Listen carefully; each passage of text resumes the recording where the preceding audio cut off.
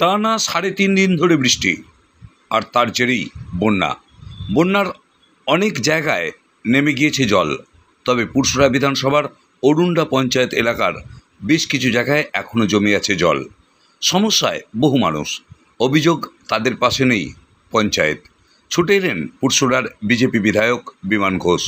পুরসুরা বিধানসভার অন্তর্গত অরুণ্ডা পঞ্চায়েতের প্রায় 200 বন্যা দুর্গত মানুষকে আজ তিনি ত্রিপল বিলি করেন ও 400-রও বেশি বন্যা দুর্গত মানুষের হাতে শুকনো খাবার তুলে দিলেন পুরসুরার বিজেপি বিধায়ক বিমান ঘোষ।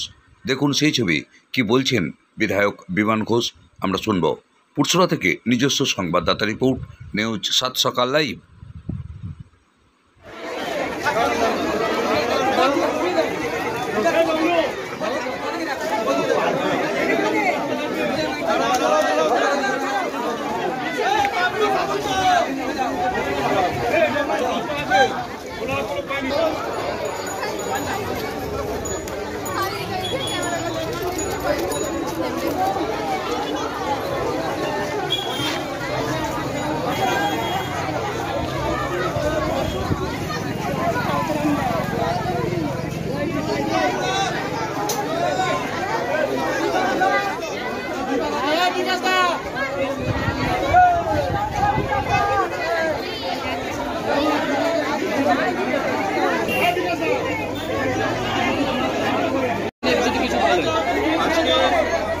পঞ্চায়েতের যারা বনবাসী মানুষ, বন্যা দুর্গত যারা আছে তাদেরকে প্রাণ দেবার জন্য এখানে এসেছি। প্রায় 200 কাছাকাছি মানুষকে ত্রিপল এবং প্রায় 400-রও বেশি মানুষকে শুকনো খাবারের ব্যবস্থা করেছিলাম। এখানে এসে সেটা বন্টন হচ্ছে।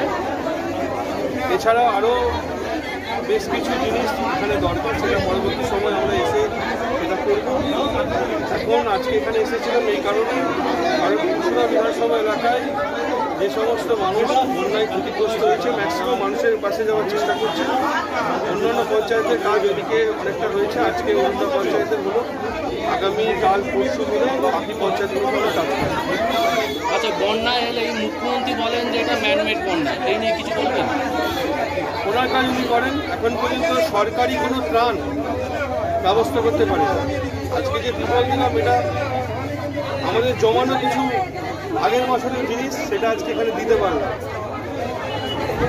সেই মাল আজকে না যদি আমরা না রাখতাম, এই অসময়ে মানুষগুলোর পাশে দাঁড়াতে পারতাম। এবং ম্যাক্সিমাম জায়গায় আমরা ত্রিপল কিনে দিচ্ছি, কিনে সাধারণ মানুষকে দিয়ে তাদের যতটুকু সাহায্যে লাগতে পারে চেষ্টা করছি।